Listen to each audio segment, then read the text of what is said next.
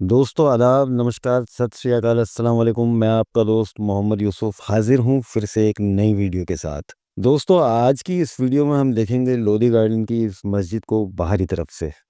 इसके साथ ही हम चलेंगे शीश गुंबद की तरफ। तो आइए करते हैं वीडियो की शुरुआत। मस्जिद सामने की तरफ से जितनी बारीक नक्काशी और मेहराबों की परतों से सजाई गई है, बाहरी तरफ से ये उतनी ही सादा दिखाई देती है। छत की मुंडेर नक्काशीदार पत्थरों की किनारी से सजाई गई है। मस्जिद के दोनों तरफ मोटे पत्थरों को तराशकर बनाए गए ब्रैकेटों के सहारे से टिकी ये बारीक नक्काशी डिजाइनदार पत्थरों की सजावट से लटकती खिड़कियां आपका तारुफ उस दौर के हुनर से कराती हैं। लोधी काल में बनाई गई मस्जिदों की मीनारें ज़्यादा ऊंची नहीं देखने को मिलती, लेकिन इनकी बनावट और इनकी मजबूती देखते ही बनती है। यह नीचे से चौड़ी और ऊपर तक आते आते पतली होती जाती है। मस्जिद की पिछली तरफ नीचे की साइड में 5 दर बने हुए हैं, जिनमें लोहे की छड़ों से बने जालीदार दरवाजे लगे हैं और उनके दोनों तरफ ताखें बनी हैं।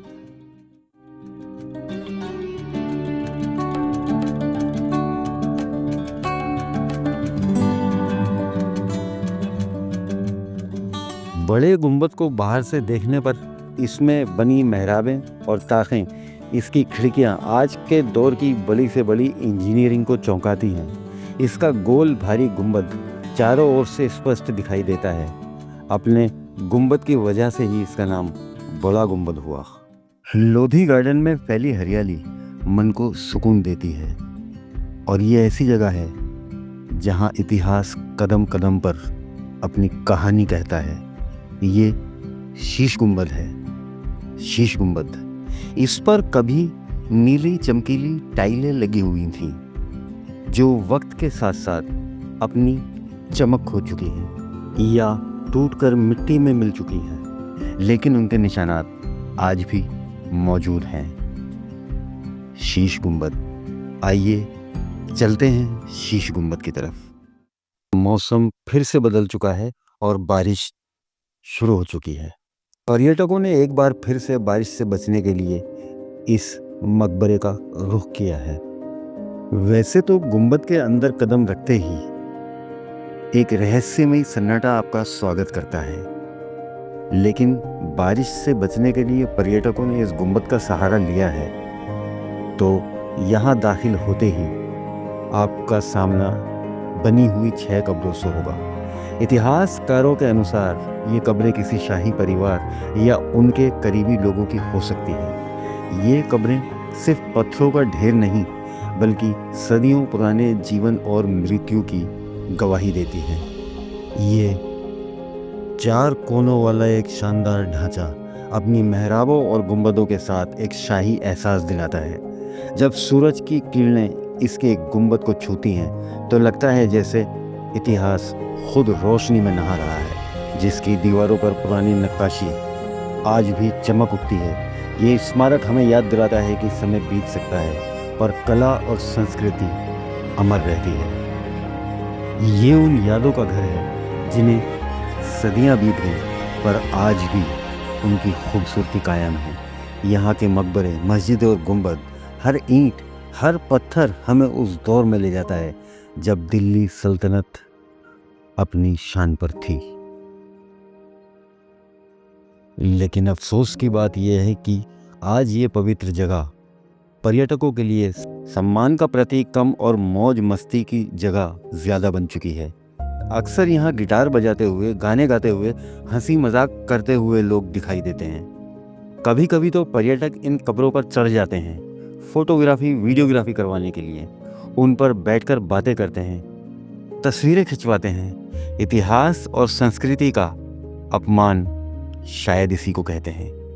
और हैरानी तो तब होती है जब इन कब्रों पर स्ट्रीट डॉग यानी आवारा कुत्ते भी आराम फरमाते दिखाई देते हैं। कभी वह यहाँ बैठ जाते हैं, कभी इन्हीं पर सो जाते हैं। सोचिए, जिन कब्रों में कभी शाही लोग दफन किए गए थे, आज वह कुत्तों का बिस्तर बन चुकी हैं।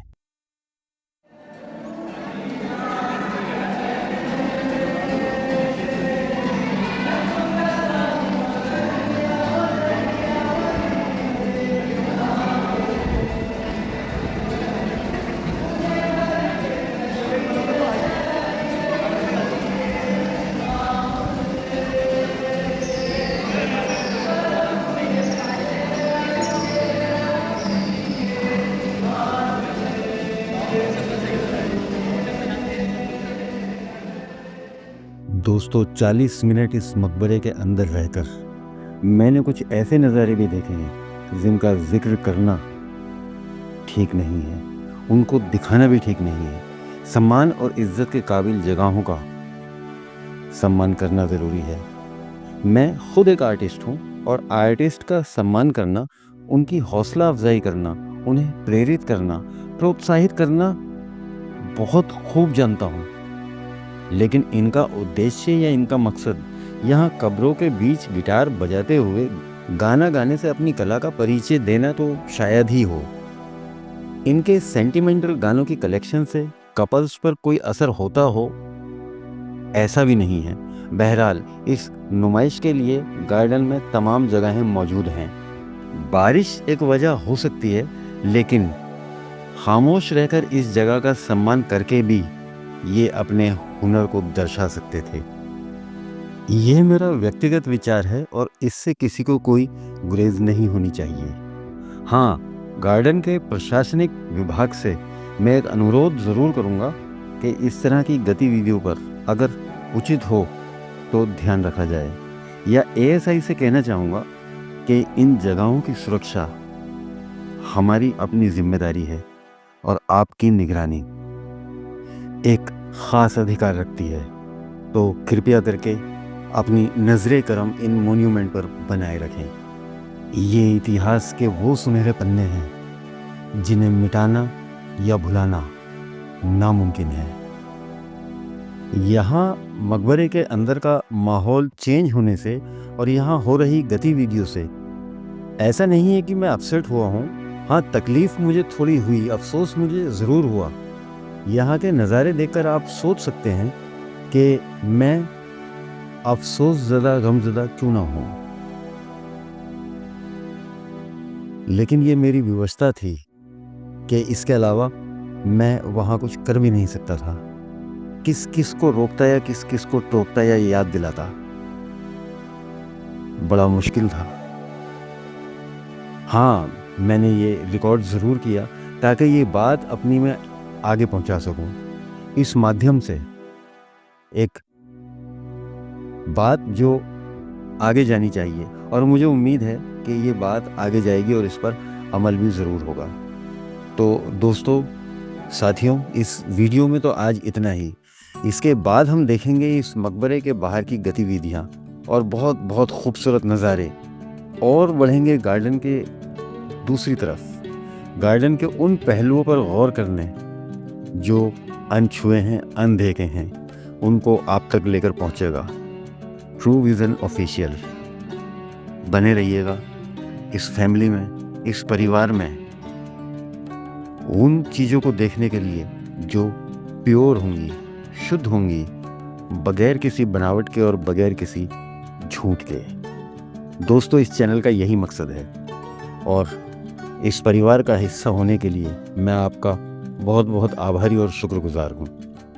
तो इसके साथ ही मैं अब इस वीडियो को यहीं पर ख़त्म करता हूँ और उम्मीद करता हूँ कि आप अपना ख्याल रखेंगे और अपनों का भी ख्याल रखेंगे। अब मुझे दीजिए इजाज़त। जय हिंद।